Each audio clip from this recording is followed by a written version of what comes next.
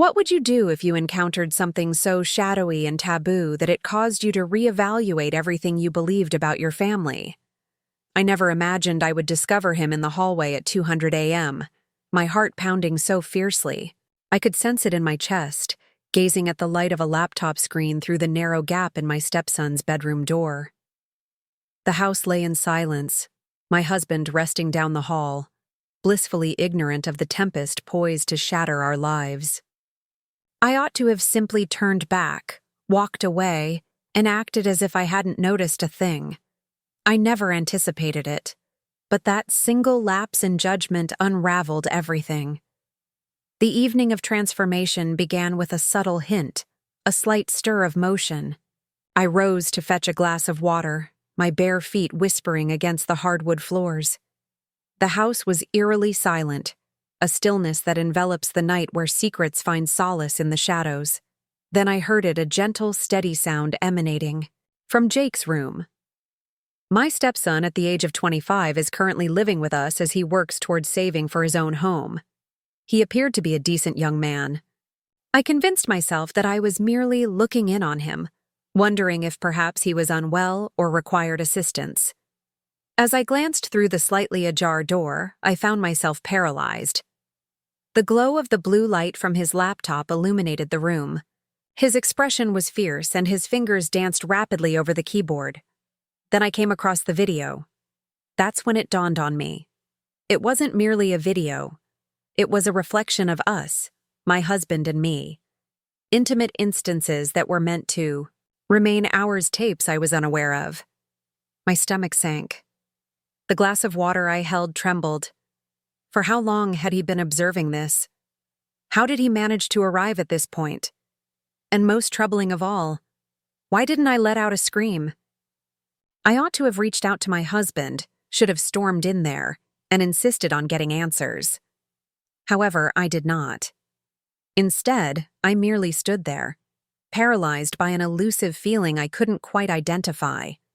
It was a blend of terror and an unsettling, guilty intrigue. In that moment, I perceived a distinct spark in Jake's eyes. It was more than mere curiosity.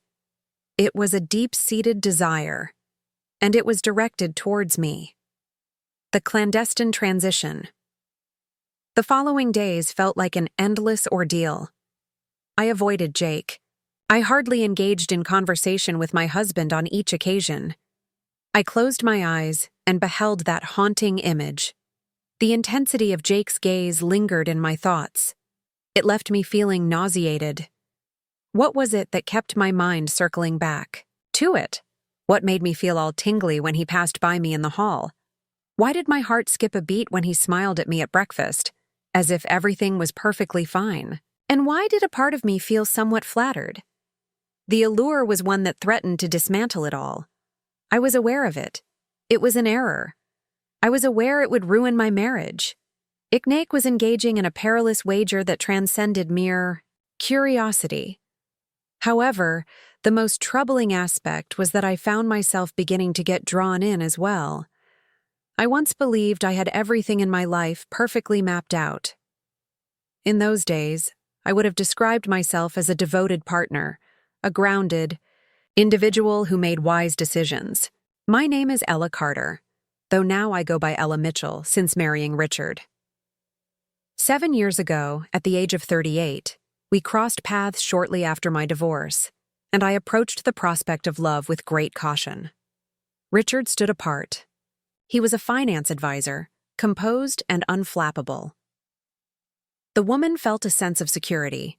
She had a son from her first marriage, Jake, who was 21 when I entered their lives. In those days, Jake was merely a reserved teenager, preferring video games over conversations. I maintained a courteous demeanor towards him, though we didn't share a particularly close bond. He referred to me as Elaine and Mom, which I found perfectly acceptable. He had no intention of taking anyone's place. For years, everything felt routine until Jake graduated and left for college, and I believe that marked the conclusion of it all. However, his return brought a sense of unease. At 25, Jake returned home 6 months ago after experiencing job loss secured a position in the city. Richard was absolutely thrilled, as he was putting away some cash.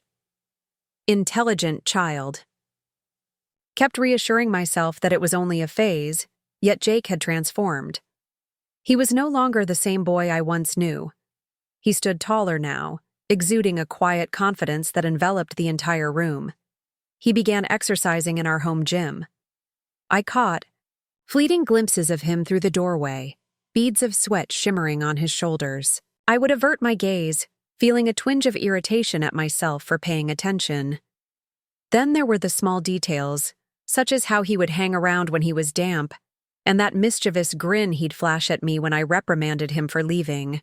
Dishes in the sink. The moment I inadvertently entered while I was cleansing my hands, and it ended up taking more time than I had anticipated. He believed it was merely my arrogance, which was quite irritating. For a week after the videos were released, I steered clear of spending time with Jake. I made an effort to keep Richard nearby, and I even considered discussing it with him. But what could I possibly say? Was your son watching videos of us? That was incredibly awkward and uncomfortable. One evening, Richard departed for a business trip, reminding us to be on our best behavior. He playfully pressed a kiss to my cheek at the door, and the moment his car disappeared down the street, the atmosphere in the house grew heavy. I was simply occupied. I found myself in the kitchen, scrubbing a counter that was perfectly clean. Suddenly, I caught the sound of Jake's voice, deep and measured, drifting in from behind me. I pivoted, clutching the rim of the sink. He leaned against the counter arms, crossed observing me, with an expression I couldn't quite decipher. As he spoke, he remarked that the discussion had ventured beyond acceptable boundaries. I anticipated a reaction of denial or defensiveness, yet Jake remained disturbingly composed.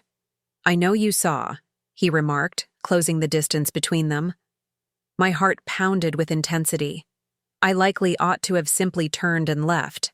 Out. I referred to Richard in a certain way, but I didn't. I murmured softly, for a time. His gaze was fixed on me. "You're even more stunning in person." The word sent a thrill through me, leaving me feeling flushed and self-conscious. Did he move a bit nearer? He kept his gaze steady that night. Indeed, he was observing.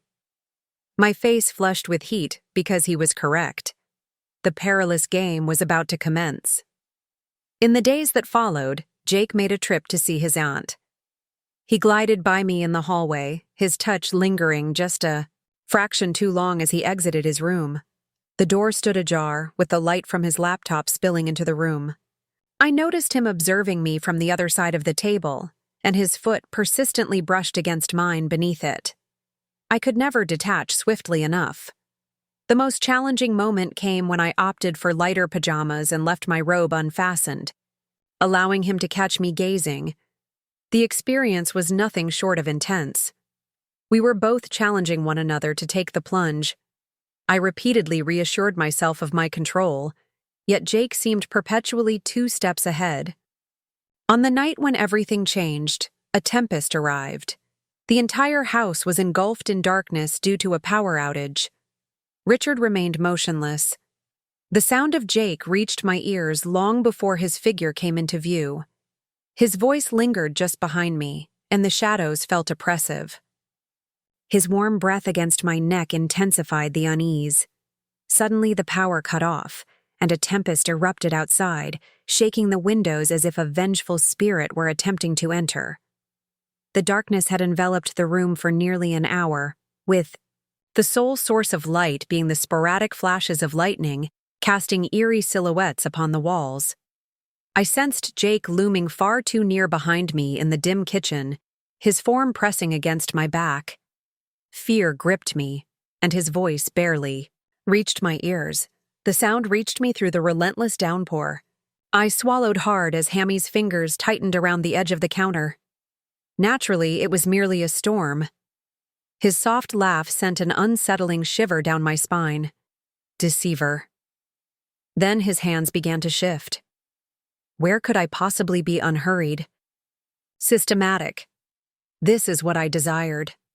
My breath hitched as his thumbs traced delicate circles just above my hips. Jake. I gave him a warning, yet my voice wavered. He leaned in, his lips softly brushing against my ear. Command me to cease. Another flash of lightning illuminated his face for just an instant. His dark eyes were locked onto me, brimming with desire. I parted my lips, yet silence enveloped me. It felt as though I had crossed an irreversible boundary. He tightened his hold, drawing my back into him, and I could sense his heartbeat against my shoulder, rapid and unyielding. See? He whispered. You don't want me to stop. Yet my body betrayed me, leaning into his touch, my skin igniting wherever his hands roamed. This was destined to occur. I typically didn't embody this type of woman. In that moment, I was no longer Elaine Mitchell, the dutiful wife and stepmother. I was merely a woman who had been neglecting the heat for far too long, bubbling just beneath the surface. And Jake. In that instant, he wasn't my stepson. He was simply a guy who had desired me for what felt like an eternity, and at last I was prepared to surrender to him. The moments that followed were a flurry of entwined bodies and hurried breaths. The kitchen counter pressed against my back as he lifted me and placed me on it. His mouth crashed against mine, tasting of whiskey and something more profound. I should have felt guilty, perhaps even ashamed, but all I felt was a rush of life.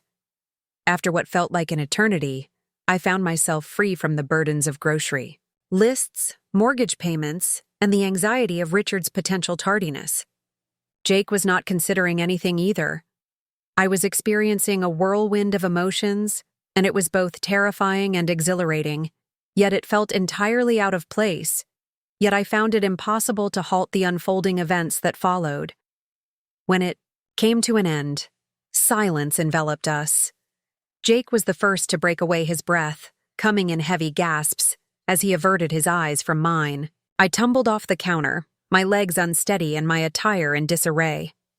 The lights abruptly illuminated, harsh and scrutinizing. I looked up.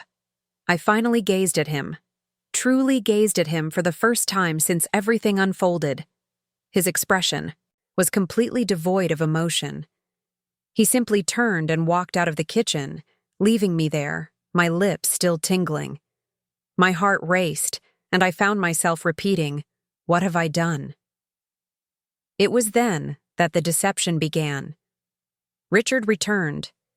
Home the following day, utterly bewildered. "Misadu," he murmured, pressing a gentle kiss to my cheek. I managed to smile.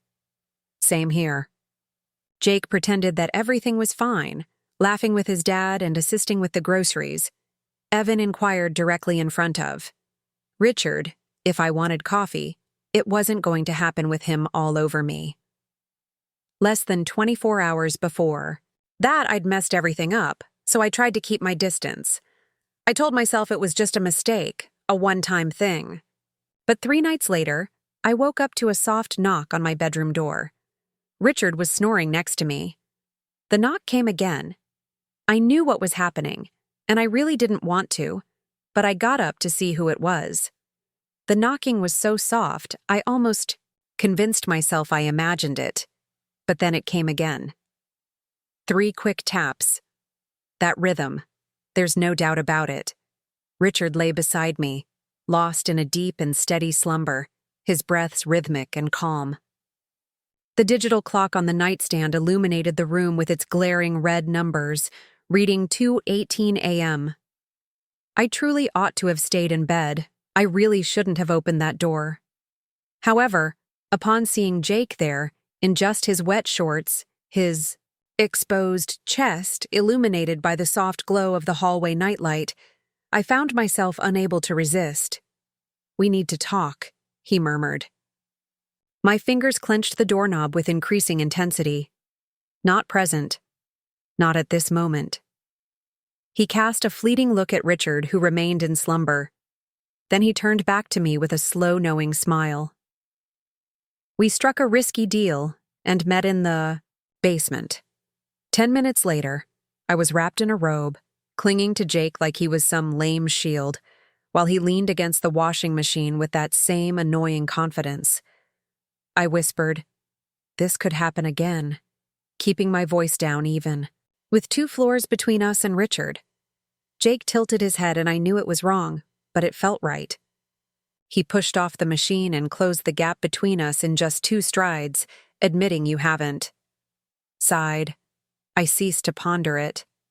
My treacherous body trembled as I sensed a finger glide down my arm.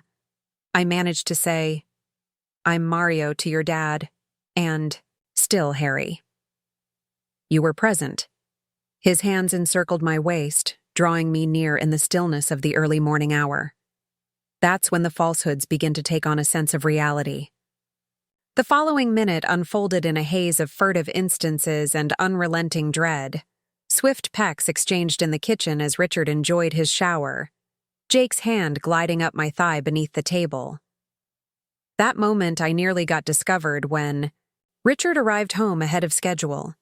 We were positioned uncomfortably close to one another.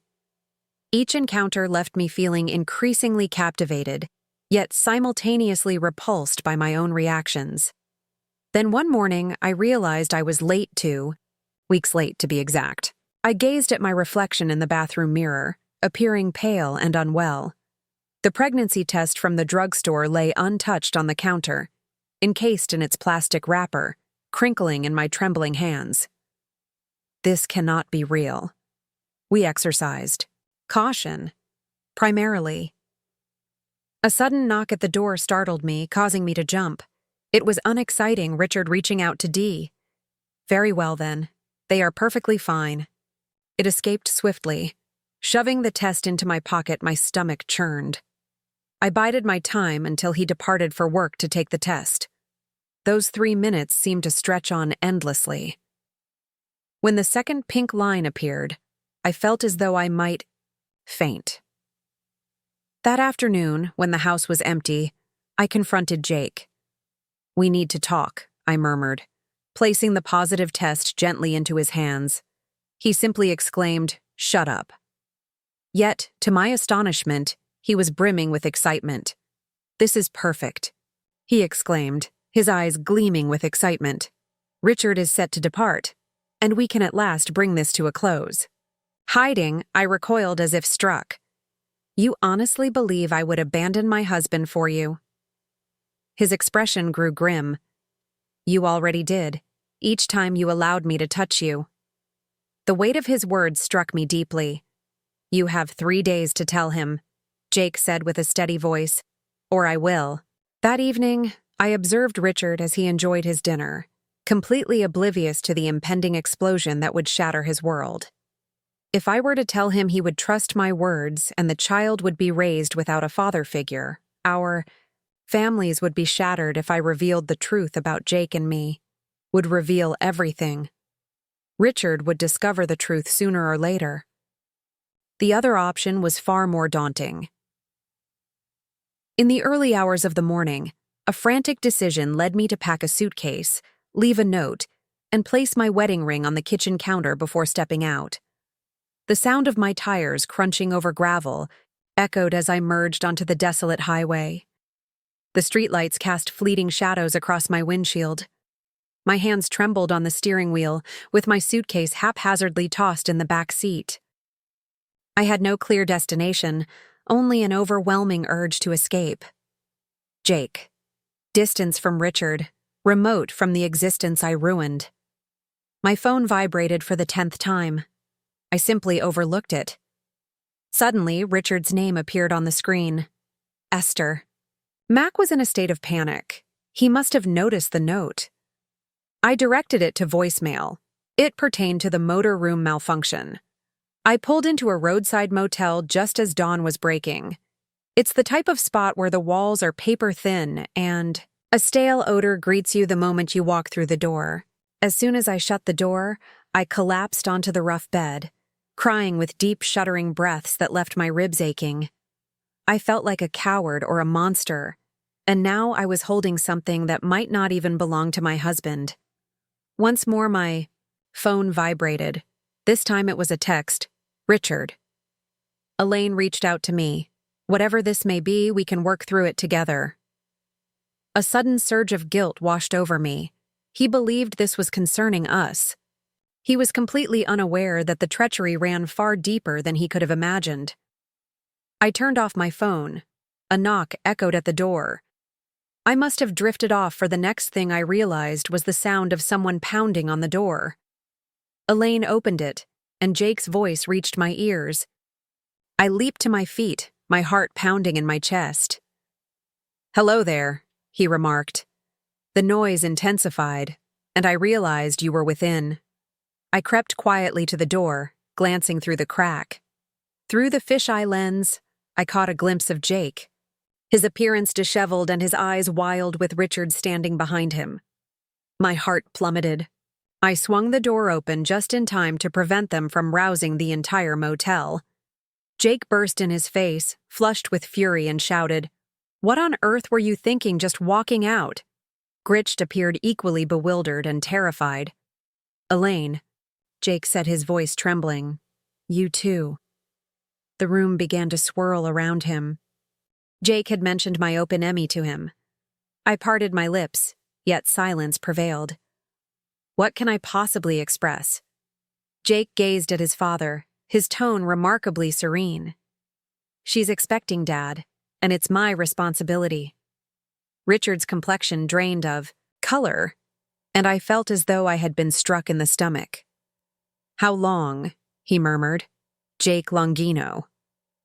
Richard emitted a sound I'd never encountered, a blend of a sob and a growl, and then he abruptly turned and stormed out, slamming the door behind him as if it were the end of everything. Since that moment, Jake merely chuckled, yet it was a hollow, desolate sound. "Well, that went well," he remarked, as I gazed at him, truly noticing him for the first time. He appeared quite self-satisfied. The angle of his mouth and the gaze in his eyes seemed deliberate. This wasn't affection. It was a competition, and I was tardy to understand that I had already been defeated. I couldn't help but think, as Jake shrugged, that this was what you wanted. You were my desire, and everything else was merely a consequence. In an instant, everything fell into place. The video, the pregnancy test, he had orchestrated it all. He leaned in, his voice low. "No, Elaine, you stepped into this fully aware. And the most troubling aspect." He was correct. I snatched my purse, and Jake's hand darted out, clutching my arm. "Wrist, where do you all think you're going?" Pulled away from you for good. His grin disappeared. "You won't make it by yourself." I stared him right in the eyes. "Just watch me." Then I walked out, leaving the motel, the lies, and Jake behind. First morning alone, the sun came up over a rundown diner on the edge of town. Its buzzing fluorescent lights sounded like angry bugs. I sat in a cracked vinyl booth, both hands wrapped around a coffee cup that was way past cold.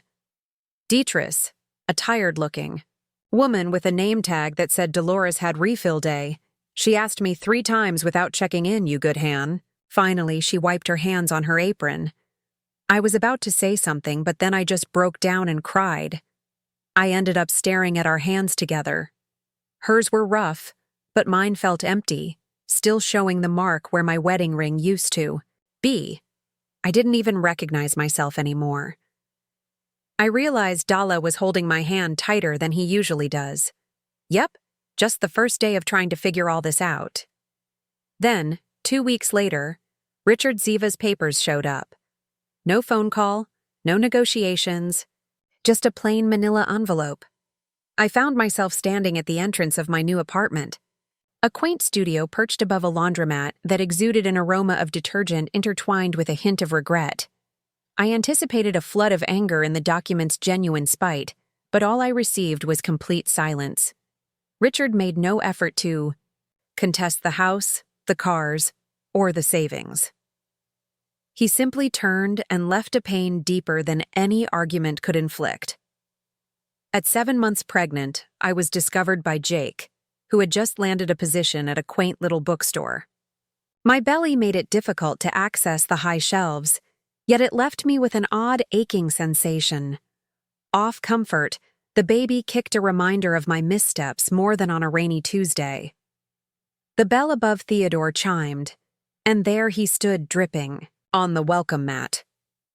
"You look good pregnant," he remarked, as if no time had passed.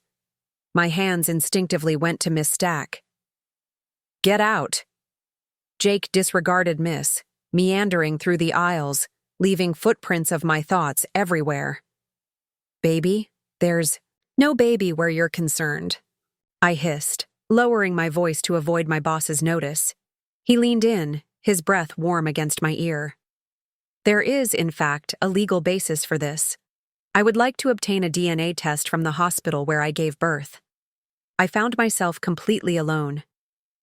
No birthing classes, no prepared bag, no enthusiastic partner supporting me during the contractions. Just me gasping through the agony in a taxi, hoping the driver wouldn't see the liquid seeping into his back seat. In that moment, bright lights surrounded me, and a voice urged me to push. Suddenly, my daughter arrived perfect, and possessing Jake's eyes. The ultimate surprise, Jake arrived at the hospital, accompanied by a lawyer, seeking my signature for partial custody. He insisted that I bring him to court for full custody. All the while, a nurse anxiously lingered by the door. Cradling the slumbering infant, I shifted my gaze from my daughter's serene expression to Jake's self-satisfied grin, and in that moment, I decided it was time to make my getaway. 3 days later, I disappeared. Fresh identity, different location, no way to reach me. The owner of the bookstore, a kind elderly woman who was my sole companion, offered her assistance.